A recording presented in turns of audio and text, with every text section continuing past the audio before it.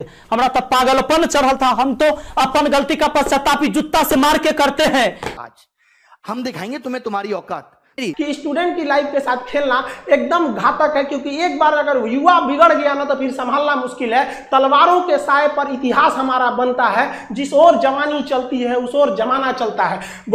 आप सबको पता है कि युवाओं के साथ कितना बुरा किया जा रहा है। वो अपनी मन की भड़ास कहां निकाले, उन सबकी मन की भड़ास मैं निकालूंगा। आज हम दिखाएंगे तुम्हें तुम्हारी औकात। मेरे प्यारे दोस्त, आपके साथ धोखा हुआ है। और धोखा क्या कि ये सरकार निकम्मी है, निकम्मी है। और जितने भी सरकार के लोग इस वीडियो को देख रहे हैं, मैं साफ साफ और सीधे शब्दों में कहना चाहता हूं कि तुम्हारी सरकार निकम्मी है, निकम्मी है। ये लिख रहा है सुसाइड करने का मन करता है। शर्म नहीं आती थोड़ी सी भी? बच्चों की ये हालत हो रखी है कि शर्म आनी चाहिए। आप देखिए, सबसे बड़ा प्रॉब्लम क्या होता है ना कि सरकार की इच्छा शक्ति है या नहीं है। हम आपको 2019 का एग्जांपल देखिए। 2019 में 55 करोड़ लोगों ने वोट दिया। ये छोटा मोटा वोट नहीं था, 55 करोड़ लोग ने वोट दिया। 1 लाख सेंटर बनाए गए वोटिंग डालने के लिए, विद पूरी सिक्योरिटी के साथ वोट डाला गया। सबका उनका पर्चा दिया गया, आप जाके वहां वोट डालिए। 55 करोड़ लोग का। लेकिन इस 2019 के इलेक्शन से जस्ट 1 महीना पहले मार्च 2019 में एक वैकेंसी निकाली गई। 90,000 रेलवे की वैकेंसी निकाली गई। लोगों को लगा कि यह वैकेंसी उनके भविष्य के लिए, लेकिन भविष्य के लिए नहीं था। यह इसलिए मार्च में निकाला गया था क्योंकि अप्रैल में इलेक्शन थे और इलेक्शन हो भी गया। 55 करोड़ लोग वोट भी दिए। अप्रैल में इलेक्शन चालू हुआ, मई में रिजल्ट आ गया, प्रधानमंत्री लोग बन गए, लोग सांसद बन के घुस गए, लोग संसद भवन के अंदर दिल्ली एकदम बढ़िया से ऐश से जी रहे हैं।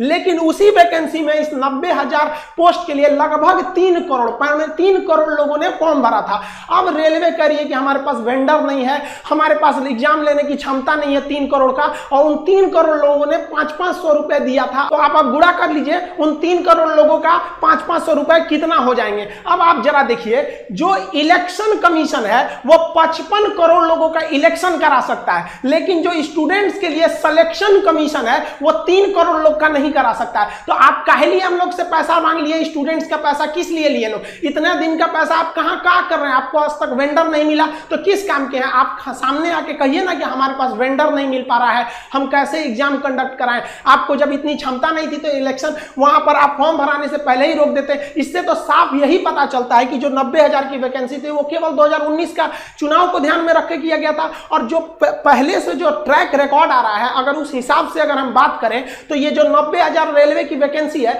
ये 2024 के इलेक्शन तक जाके ये उसको फाइनल किया जाएगा। यानी अब हिंदुस्तान में एक ट्रेंड बन चुका है कि एक वैकेंसी से आप 2-2 एकदम बढ़िया से चुनाव जीत सकते हैं। बिहार में भी देख लीजिए, पिछली दरोगा की वैकेंसी का एग्जाम कब होगा कोई पता नहीं, लेकिन नया वैकेंसी आ गया है। क्यों? क्योंकि बिहार में चुनाव आ गया है। अब पिछला क्लियर नहीं हुआ, ये कर लीजिए। ये वाले भी उम्मीद रखिए कम से कम 24 तक हो जाएगा। अब लड़का हम लोग से पूछता है कि सर आप पढ़ा दिए, सिलेबस कंप्लीट हो गया, ये बताइए सर जो पढ़ा रहे हैं हम लोग का एकदम मोटिवेशन गिर गया है, सर रिवीजन भी करने का मन नहीं करता है, ये सोच के कि एग्जाम होगा भी नहीं होगा। 2018 की सीजन की बात करते हैं। नोटिफिकेशन आया मई में 2018 में, मई 2018 में आया। बच्चे ने जनवरी 2018 से तैयारी शुरू किया होगा कम से भी कम। ऑनलाइन एग्जाम जो एप्लीकेशन है वो 5 मई से भरा गया। प्रीलिम का पेपर हो गया, मेंस का पेपर हो गया 11 सितंबर 2019 को। बहुत बढ़िया बात है, बच्चे खुश हैं। उसके बाद डिस्क्रिप्टिव का पेपर हो, महिमा सुनिए, 29 दिसंबर को। आज तक डिस्क्रिप्टिव के रिजल्ट का पता नहीं है। पूरा साल बीतने को तैयार हो गया। भगवान जाने कब सीपीटी टेस्ट होगा, कब डॉक्यूमेंट वेरिफिकेशन आएगा और कब ज्वाइनिंग होगी। एक नौकरी पाने के लिए 4-4, 5-5 साल इंतजार करना पड़ रहा है। आपका एग्जाम का रिजल्ट तो बहुत जल्दी आ जाता है, आपके काम के मुद्दे तो 1 हफ्ते में निमट जाते हैं, और बच्चे यहां पे 4-4, 5-5 साल तक एक नौकरी पाने के लिए जूझ रहे हैं। और वो आंदोलन करते तो पुलिस उन पे लट्ठे बरसाती है, उनको भगा देते हैं वहां से।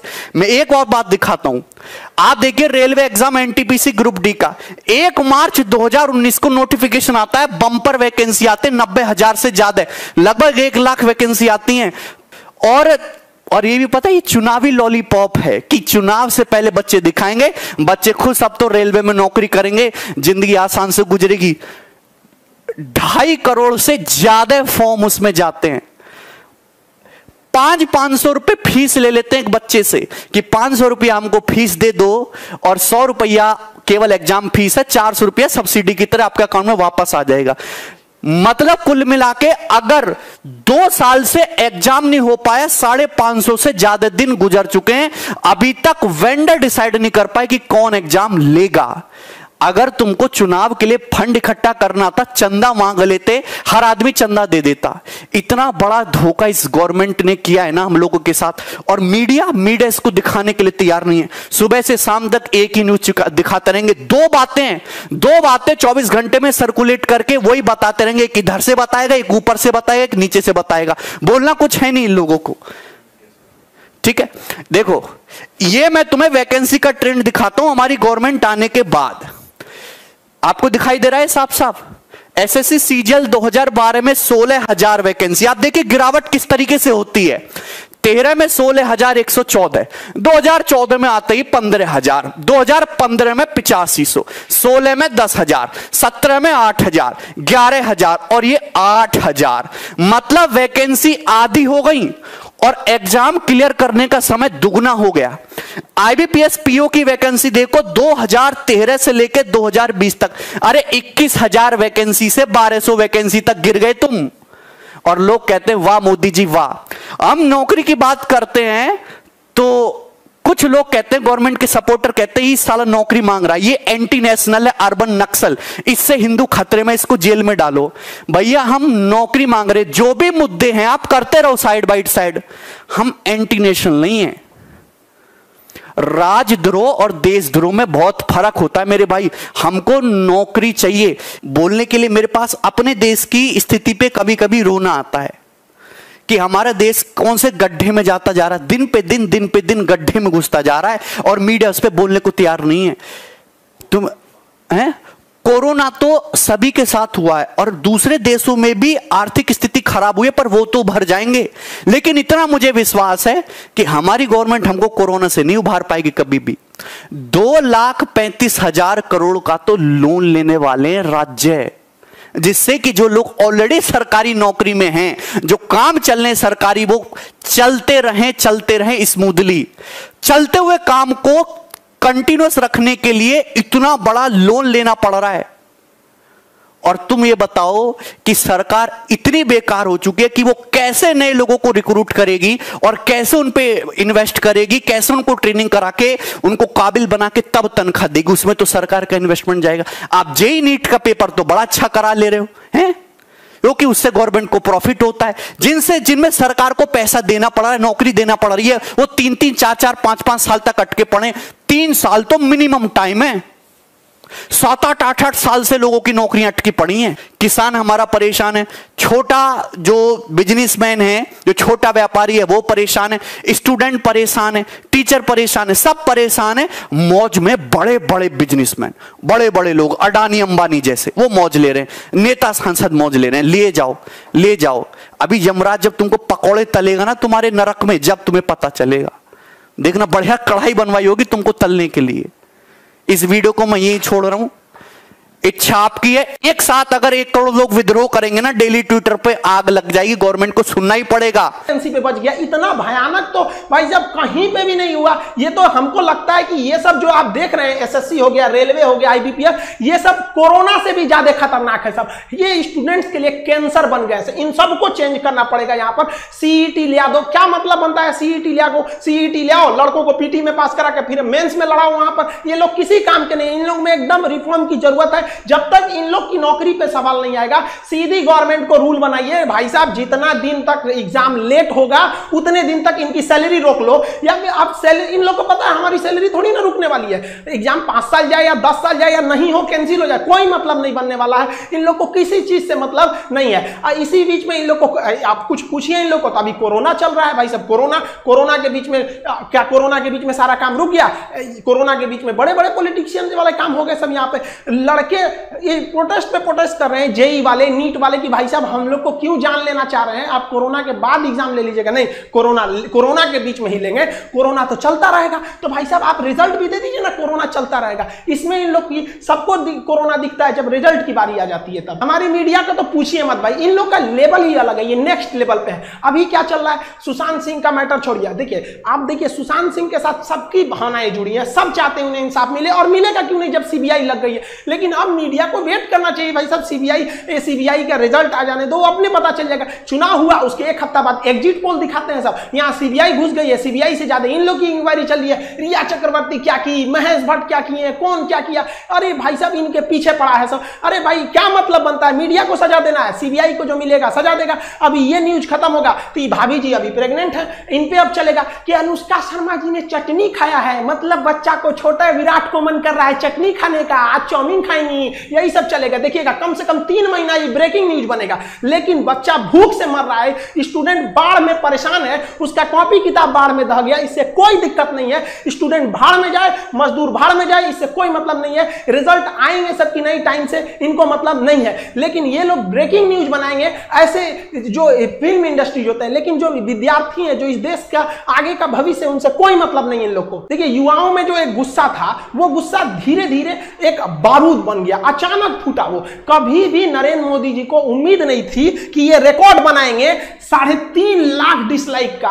हम लोग ये कल्पना नहीं किए थे कि इन्हें कमेंट ऑफ करना पड़ेगा। हालांकि मोदी जी के अक्सर वीडियोज में कमेंट ऑफ रहते हैं, ये मुद्दा नहीं है, लेकिन एक प्रधानमंत्री के वीडियो पे 3.5 लाख डिसलाइक चले जाना, और मतलब लाइक से 10 गुना डिसलाइक जाना, ये क्या मतलब बना रहे हैं? आप सड़क मूवी के ट्रेलर को पीछे करना चाह रहे हैं? अब समझ में आ रहा है आप लोग को, टाइम रहते सुधर जाना चाहिए किसी को भी, वरना अंग्रेजों ने भी यही गलती किया था। उन्होंने कहा था कि ये लाठी लेने वाला गांधी क्या करेगा, ये भगत सिंह क्या करेगा, खुदीराम बोस क्या करेंगे, क्या करेंगे लोग, पता चल गया क्या कर लेंगे। तो स्टूडेंट को अंडरटेकिंग नहीं लेना चाहिए कि भाई ये कुछ नहीं कर पाएगा, ये भी भाई कुछ भी कर सकता है। जिस तरह से आप इनके साथ खिलवाड़ कर रहे हैं, याद रखेंगे कि 24 में ये सब भी जाएंगे सब। और हर स्टेट वालों को कहते हैं कि भाई देखिए ये इलेक्शन का मुद्दा नहीं है, ना ही ये पॉलिटिशियन का मुद्दा है। मुद्दा ये है कि एसएससी, रेलवे, आईबीपीएस क्यों बर्बाद कर रही है। हम लोग गवर्नमेंट को केवल इसीलिए टारगेट कर रहे हैं क्योंकि ये संस्थाएं गवर्नमेंट के अंडर में काम करती है, वरना हम लोग को राजनीति से क्या मतलब है। टीचर अपने राजनीति से दूर रहता है, कोई इसमें भाग नहीं लेता है। लेकिन आज बताइए कौन सा टीचर बगावत करने के लिए नहीं उतरा है। अब टीचर उतरेगा तो स्टूडेंट उतर जाएगा। हम लोग के लिए सबसे बड़ा चीज होता है स्टूडेंट। पहले हमारे लिए स्टूडेंट है, उसके बाद कुछ चीजें होते हैं, और स्टूडेंट के लिए खड़ा होना पड़ेगा। हम स्टूडेंट, हमारे पास मैसेज पे मैसेज आ रहा है कि सर आप भी कुछ करिए। एक्चुअली क्या था कि हम अनाथ आश्रम को लेकर थोड़ा सा बिजी थे, हम घर पे नहीं थे। आप लोग भी देखेंगे स्टूडियो हम घर पे नहीं बना रहे हैं, बाहर से बना रहे हैं। थोड़ा अनाथ आश्रम में कुछ प्रॉब्लम आए, वहां आए लड़कों को देखे। हम टीचर्स को भी बहुत बहुत धन्यवाद देते हैं, हर जगह के राज्यों को कहते हैं आप आगे बढ़िए। मराठी आप सोइए मत, कहां गए आप लोगों, छत्रपति शिवाजी महाराज का वो जुनून आप दिखाइए इसमें। राजस्थान के राजपूतों उठो, याद करो अपना इतिहास, एक बार फिर क्रांति की जरूरत होती है। हरियाणा के जाटों को कहते हैं, जिस समय आपको आरक्षण लेना था पूरी दुनिया देखी कि किस तरह आप लोगों ने सरकार के ऊपर चढ़ के अपनी बात मनवा ली। आज वो वक्त आ गया, आप क्या करेंगे आरक्षण को लेकर, क्या करेंगे रिजर्वेशन लेकर, जब आपके पास वैकेंसी नहीं रहेगी। हर जगह से एक एक राज्य को, यूपी बिहार आप लोग वालों के लिए तो या तो नौकरी करो या तो खेती करो, दूसरा कोई ऑप्शन ही नहीं बचा। किसी एक स्टेट की बात नहीं कर रहे हैं, हर स्टेट की बात उठाइए, क्योंकि जब हर स्टेट से बात उठेगी तब समझ में आएगा कि नहीं ये पॉलिटिकल मुद्दा नहीं है, क्योंकि हर स्टेट में अलग अलग गवर्नमेंट है। किसी एक जगह से अगर बात उठने लगेगी तो फिर इसे गवर्नमेंट कहेगी ये तो पॉलिटिकल स्टैंड है, ये किसी विपक्ष ने चालू किया होगा। लेकिन हर जगह से बात उठी, आप बताइए ना कौन सा स्टेट गवर्नमेंट है जो आपको टाइम से जॉब दे देता है, चाहे वो राजस्थान हो, गुजरात, महाराष्ट्र, मध्य प्रदेश, उत्तर में यूपी, बिहार, झारखंड, सबका तो यही हाल है, बंगाल से लेकर कहीं भी। किसको आप सही कहेंगे, किसको गलत कहेंगे? जब तक आप एक नहीं होंगे तब तक ये आपको बर्बाद करते रहेंगे सब। अगर आप गलती से बोल दिए ना हमें जॉब चाहिए, हम क्या चाहते हैं, हमको कुछ चाहिए, हमको बस लड़कों को जॉब दे दीजिए। भाई साहब उनका कितना बड़ा सपना होता है, 30-40 हजार की नौकरी चाहिए, उन्हें नहीं चाहिए आपकी तरह हेलीकॉप्टर, प्लेन और संसद भवन का वो बिल्डिंग नहीं चाहिए। वो बेचारा खुश हो जाएगा, केवल 30 से 40 हजार की नौकरी में खुश हो जाएगा, वो बस उसको दे दीजिए, इससे ज्यादा नहीं चाहिए। अगर कहिए ना तो लोग कमेंट करते हैं कि पहले जनसंख्या कंट्रोल करो, एंटी नेशनल हो गया, तुम गवर्नमेंट के खिलाफ बोल रहा है। अरे भाई हम क्या खिलाफ बोल रहे हैं, गवर्नमेंट ने खुद बोला था 2 करोड़ नौकरी देंगे। 2014 से लेकर 2020 के बीच में अगर आप 6 साल के बीच में देखेंगे तो 12 करोड़ नौकरी देना चाहिए। हमको क्या लगता है, गवर्नमेंट खुद नहीं कह सकती हम 12 करोड़ नौकरी दिए हैं। अगर गवर्नमेंट कहेगी ना अपने पुराना डाटा के हिसाब से कि हमने 2 करोड़ का वादा किया था, अगर केवल ये बात बोल देंगे ना तो इससे भयानक डिसलाइक चला जाएगा। अब हम क्या, भाई साहब जनसंख्या, हम मानते हैं जनसंख्या प्रॉब्लम है, तो गवर्नमेंट को किसने मना किया कि आप जनसंख्या पर नियंत्रण तरह का कानून मत लाइए। 2 मिनट में 370 हट जाता है। जीएसटी जिसे कांग्रेस परेशान हो जाती है लागू कराते कराते, एक झटके में मोदी जी लागू कर देते हैं। नोटबंदी जैसे चीज पर कोई हाथ लगाना नहीं चाहता है, रातों रात नोट बदल जाता है। लेकिन आपको अगर जनसंख्या प्रॉब्लम है, रातों रात नियम लगाइए कि 2 से ज्यादा नहीं हो सकते। जनसंख्या जो प्रॉब्लम है वो है, लेकिन जो आज बच्चा पैदा हो रहा है वो 20 साल बाद नौकरी मांगेगा। लेकिन उनका क्या हो गया, जिनका डेट ऑफ बर्थ 1995 2000 के बीच में रहता है, ये लोग अभी जॉब मांग रहे हैं। इनकी समस्या नहीं है। हाँ, वो भी जरूरी है, ये भी जरूरी है। कौन रोका है आपको? आप दोनों कीजिए, हम लोग आपके साथ हैं, कोई ना आपका विरोध करता है। आज तक आप इतिहास उठा के देखिए, किसी भी टीचर का वीडियो उठा के देखिए, उसके प्लेलिस्ट में जाइए, 2 साल 3 साल पुराना वीडियो देखिए, वो कभी नहीं कहेगा कि गवर्नमेंट खराब है। वो पढ़ाई से रिलेटेड बात करेगा, जहां आप अच्छे हैं अच्छा कहेगा, जहां आपकी नीतियां गलत है गलत कहेगा। चाहे किसी भी टीचर का देखिए, टीचर कभी राजनीति नहीं करता, लेकिन आज मजबूर कर दिया गया, मजबूर किया गया कि आप खड़े होइए और शुक्र मनाइए सरकार की अभी कोरोना है, वरना लड़के सड़क पे नहीं उतरे हैं। वरना अगर ऐसा ही हाल रहा ना तो हम गारंटी देते हैं कि लड़के सड़क पे उतर जाएंगे, और नहीं उतरे ना तो हम लोग उतार देंगे। यहां पे हम गारंटी कसम खाते हैं भारत मां की, अगर नहीं सुधरा ना तो लड़कों को उतार दिया जाएगा सड़क पर। फिर दिल्ली में जगह नहीं बचेगी लड़कों को बैठाने के लिए। दिल्ली का क्षेत्रफल उतना नहीं है जितना भारत के युवाओं हैं, उतना भर जाएंगे ना, फिर जगह नहीं बचेगी। फिर एक क्रांति आ जाएगी यहां पर, जिसे इतिहास में लिखा जाएगा कि एक ऐसी क्रांति थी जो भारत के युवाओं ने अपने भविष्य के लिए लिखा था। मत खेलिए, मत ललकारिए युवाओं को, वरना ये एक दिन युवा उत्पाद ये इसका सर घुमा ना तो ये अपनी हद नहीं देखता है, दुश्मन का सरहद पार कर देता है यहां पर। इसको प्लीज हम हाथ जोड़ के कहते हैं, इसको जल्दी से जल्दी निपटारा कीजिए। ऐसे समझ, ये एकदम ज्वलंत मुद्दा है, लड़का कहां जाएगा? और कोरोना के बीच में तो सबके मन में एक भावना पैदा कर दिया है कि कोरोना जैसे आपातकाल में एक घर में एक सरकारी नौकरी का होना जरूरी था, इसीलिए लड़का तैयारी कर रहा है कि प्राइवेट वालों का जॉब चला गया, जिनकी सरकारी थी कम से कम कुछ तो मिल रहा था वहां पर। आप खिलवाड़ किए जा रहे हैं। एसएससी, रेलवे, ये क्या है? लोग पहले दिल लगाने से बर्बाद होते थे, आज एसएससी का फॉर्म भरने से बर्बाद होते हैं। गवर्नमेंट किस तरह से सोई है? आप सोचिए, लड़कों का रूम रेंट, बेचारे जो दिल्ली में, कोटा में, पटना में, लखनऊ, इलाहाबाद, जहां जहां पढ़ रहे थे, बेचारों का 30-30 हजार रुपया रेंट हो गया है। गवर्नमेंट कुछ कहती नहीं है। भाई साहब, हम तो मकान मालिकों से भी कहते हैं, हाथ जोड़ के आप भी थोड़ा सा इंसानियत के रूप में देखिए। हमारे पास लड़कों का कॉल आता है कि सर हम क्या करें, मेरा 30,000 रुपया रूम रेंट हो गया है, रूम के अंदर 5,000 का सामान है, सामान लेने जाएंगे 5,000 का तो 30,000 का रूम रेंट हो जाएगा, इसलिए हमने सामाने छोड़ दिया कि भाई साहब रख लो। ये बताइए, एक लड़के से मजबूरी ने अपराध करा दिया। जो विद्यार्थी को आप कभी नहीं कह सकते कि विद्यार्थी बेईमान होता है, विद्यार्थी कभी चोर होता है, लेकिन मजबूरी में उसे आपने डाका डालने के लिए मजबूर कर दिया। क्या करेगा वो स्टूडेंट? कभी सोचा है कि इन स्टूडेंट के बारे में? एक स्टूडेंट के बारे में कहां से वो रूम रेंट देंगे? बेचारे किसान के घर के लड़के, मीडियम फैमिली के लड़के घर जाते हैं पढ़ने के लिए। जो लड़के भाग के आए हैं, होली की छुट्टी में आए थे, उनका सारा नोट्स वगैरह वहीं पे है, इसकी कोई चिंता नहीं है। लड़के कोटा में तैयारी करने वाले लड़कों का सारा नोट्स वहीं पे है, और यहाँ एग्जाम ले लो, एग्जाम ले लो। कौन सी यहाँ चुनाव लड़ना है? कि कुछ बोल दो, यहाँ पर एग्जाम की तैयारी करनी है, बेचारों का नोट्स वहां है, रूम रेंट से परेशान है, लेकिन कोई मतलब नहीं है। विद्यार्थियों का दिक्कत है, अगर रूम रेंट के लिए करेंगे तो वोट ना चला जाएगा। यार स्टूडेंट को गोली मारो, इनको कौन पूछता है, तो भूल जाएंगे 10 मिनट में, ये ले लिया। ऐसा नहीं होगा, अब स्टूडेंट भी बदल गया है। हमसे लड़का कहता है कि सर आप ऐप बोलते हैं एप्लीकेशन लाएंगे, क्यों नहीं ला रहे हैं? लड़का कमेंट करता है कि सर आप वैसे ही एप्लीकेशन के बारे में बहाना बनाते हैं जैसे नेता बहाना बनाते हैं। मतलब लड़कों को भी पता है कि खान सर का जो एप्लीकेशन लाने में लेट हुआ, ऐसा लक्षण नेताओं में होता है। सोचिए, एक ब्रांड बन गया कि अगर कोई अपने वादे से मुकरता है तो कहते नेता है क्या रे तुम। ये हाल हो गया। हम किसी राजनीतिक पार्टी को नहीं कर रहे हैं। आप किसी भी टीचर को देखिए, कोई टीचर चुप नहीं होगा। आप भले कुछ भी कहिए, एंटी नेशनल कह दीजिए, कुछ भी कह दीजिए, हम लोग को नक्सलाइट कह दीजिए, कोई दिक्कत नहीं है। आप लड़कों को रोजगार दीजिए और रोजगार मांगेंगे, ये हमारा अधिकार है। अगर अधिकार मांगना बगावत है तो समझो कि हम बागी हैं। आप समझिए, हर टीचर कोई मजबूरी में आया है, कोई टीचर को शौक नहीं लगाता है कि गला फाड़े, उसको पढ़ाने से फुर्सत नहीं मिला रहता है। सो लड़का हमको कहता है सर एप्लीकेशन ला। यार क्या एप्लीकेशन ला यार, क्या पढ़ाएंगे? खुद का मनोबल गिर जाता है, पढ़ा के क्या करेंगे? रिजल्ट नहीं हो पाता है तो खुद से अंदर से इच्छा नहीं होती है किसी टीचर की कि जाके पढ़ाए। आज देखिएगा टीचरों को, हर स्टूडेंट्स को कहते हैं, आप अपने टीचरों को देखिएगा, आप जहां भी पढ़ते हैं उसके अंदर एक फ्रस्ट्रेशन होगा। एक लड़का कहीं पूछने दे कि सर पढ़ा तो रहे हैं, ठीक है, टाइम से सिलेबस भी खत्म होगा, एग्जाम होगा कि नहीं, क्या जवाब देंगे? लड़का बड़ा उम्मीद से पूछता है कि सर के पास पहुंच होगा, सर को पता होगा एग्जाम कब लोगे। क्या पता है हम लोग को कि एग्जाम होगा कि नहीं होगा? आप सब लोग जिस सोशल मीडिया प्लेटफॉर्म पे हैं, जहां भी है वहां इस पे आग लगा दीजिए, अपनी फोटो के साथ एकदम इसका ट्रेंड कर दीजिए। आप अगर फेसबुक पे हैं, अपने व्हाट्सएप के डीपी पे हर जगह लगाइए, भाई जस्टिस फॉर स्टूडेंट, हर जगह आप इसको फैलाइए। आप जिस हिसाब से भी काम कर रहे हैं। अगर आप देखेंगे ट्विटर पे, तो ट्विटर पे आप हैशटैग इसको ट्रेंड कीजिए, speak up for SSC and railway student, इसको हैशटैग में ट्रेंड कीजिए, ज्यादा से ज्यादा ट्रेंड कीजिए ताकि सरकार तक इसकी आवाज पहुंचे। और इस सितंबर में, शिक्षक दिवस का ये महीना आता है, सितंबर में हर सोशल मीडिया पे एकदम वैसे ही वायरल कर दीजिए इस चीज को जिस तरह से विनोद वायरल हुआ था। फालतू का विनोद वायरल हो गया था, लेकिन स्टूडेंट के लिए वायरल होने के लिए कुछ नहीं है। आप अगर सोए रहेंगे ना तो यही होगा, आपको कमेंट करके कुछ लोग बताएंगे कि तुम चुप रहा, तुम ऐसे क्यों बोल रहा है। आप उनसे मत घबराइएगा,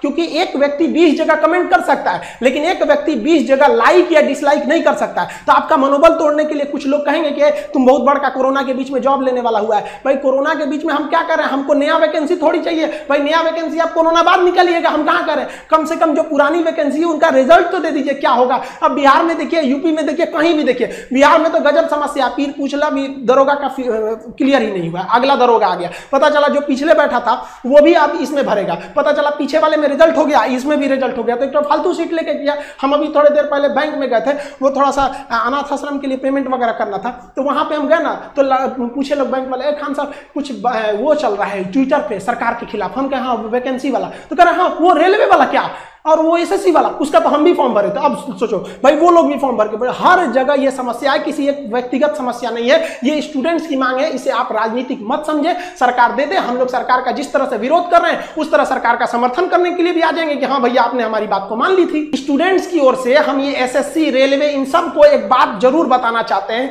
कि स्टूडेंट्स अपना भड़ास हम लोग के पास निकालते हैं सर। हम लोग का जितना भी मैसेज में मैसेज, अब इतना मैसेज आ गया है कि मोबाइल की कैपेसिटी खत्म हो रही है। इतना मैसेज का जवाब आदमी कहां से देगा।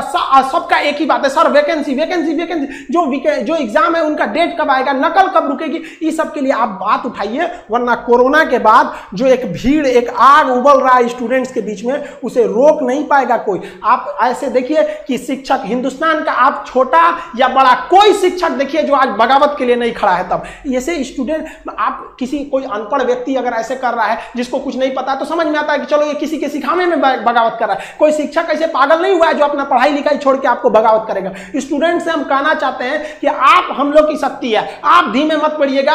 जो भी सोशल मीडिया है, ट्विटर पर हैशटैग ट्रेंड कीजिए ताकि ट्विटर पागल हो जाए। यूट्यूब पर जिस तरह से मोदी जी को समझ में आ गया, ट्विटर पर भी समझ में आ जाए। कहीं ना कहीं हमको तो ये लगता है कि मोदी जी इतने समझदार है, ऐसा बेवकूफी क्यों कर रहे हैं। कोई ना कोई है जो बीच में उनको ये सब चीजें पहुंचने नहीं दे रहा है, वरना उनको क्या शौक लगा है किसी को बेरोजगार घुमाने का। और अगर ऐसा है तो भाई बीच वाला जो है उसको देखिए, वरना कौन आदमी दोष किसको देगा। अच्छाई होती है तो उन्हीं को कहेगा, गलत होगा तो उन्हीं को कहेगा। हम लोग भी अपनी आवाज दबने नहीं देंगे। और आप स्टूडेंट्स लोग के भी हाथ जोड़ के विनती है कि अपने आवाज को दबने मत दीजिए। आप अपने गार्जियन, गली मोहल्ला, हर जगह पहुंचा दीजिए इस चीज को कि सरकार आपके साथ गलत कर रही है, चाहे वो किसी भी पार्टी की सरकार हो। हम किसी का नाम नहीं ले रहे हैं, ना ही हमें सरकार से कोई विपत्ति है। हम लोग को ये राजनीतिक नहीं है, ये हम लोग विद्यार्थियों की समस्या को उजागर करने के लिए आपके सामने लाए हैं। हम लोग की बातें अगर आपको तकलीफ लगती है तो भाई हम इसके लिए आप ही जिम्मेदार हैं। हम सारे स्टूडेंट को कहते हैं आप जो भी कमेंट करें, जो भी हैशटैग चलाएं, उसमें दो चीजों का ध्यान दें। कहीं भी हिंसा को बढ़ावा देने वाला काम न करें और अभद्र भाषा का प्रयोग न करें, क्योंकि अगर इस तरह का प्रयोग करेंगे तो फिर सरकार को एक बहाना मिलेगा आपके इस आंदोलन को कुचलने का। आप एकदम अहिंसक रूप से, एकदम सभ्य तरीके से अपना विरोध दिखाएंगे और हम ये उम्मीद करते हैं कि ये गांधी का देश है, एक दिन हम जरूर जीतेंगे। रात कितनी भी बड़ी क्यों ना हो, सुबह होने से नहीं रोक सकती है। सफलता एक दिन में भले ना मिले, लेकिन एक दिन तो जरूर मिलेगी। और ये विद्यार्थी अपना इतिहास अपनी हाथों से लिखेंगे, ये वादा है। अगर विद्यार्थी एक साथ जुटे तो सरकार को झुकना ही पड़ेगा। रहेंगे कुछ नेता लोग, देखो हमरा कोई पार्टी या पॉलिटिक्स से कोई मतलब नहीं है। जैसा बीजेपी वैसा ही कांग्रेस, वैसा ही आरजेडी, वैसा ही जदयू, सबका हाल वही है। अगर कांग्रेस का हाल बेकार नहीं होता तो बीजेपी नहीं आता, और आरजेडी का बुरा हाल नहीं होता तो जदयू नहीं आता।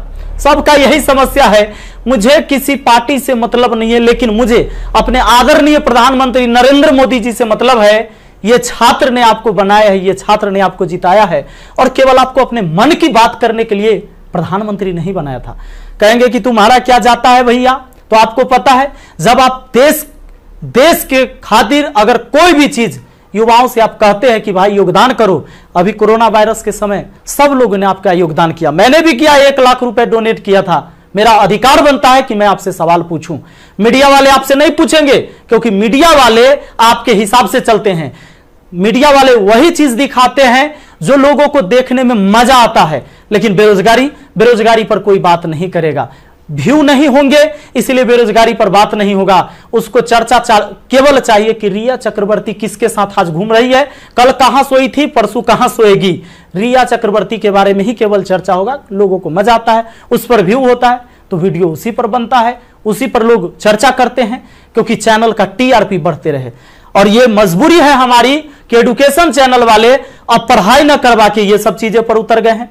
मैं आपको आज बहुत सारी बातें बताने वाला हूं, करने वाला हूं। जो भी लोग हैं जिनको परेशानी हो, क्षमा चाहते हैं। अब परेशानी हुई है तो क्या कर लीजिएगा, हमको इतना ही कर दीजिएगा। कभी गोली मार देगा कोई तो याद रखिएगा, इतिहास जब लिखा जाएगा तो मरने वालों में लिखा जाएगा, भागने वाले और बिकने वालों में नहीं होगा।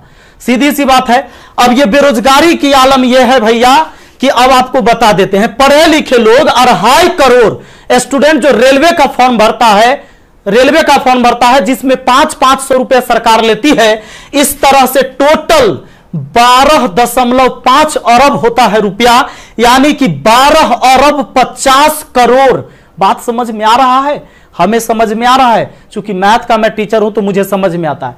हमारा गांव में 5 रुपए ब्याज चलता है मोदी जी, 5 रुपए सैकड़ा महीना का ब्याज चलता है। 3 रुपए मान लेते हैं कि मोटा रकम है तो 3 रुपए।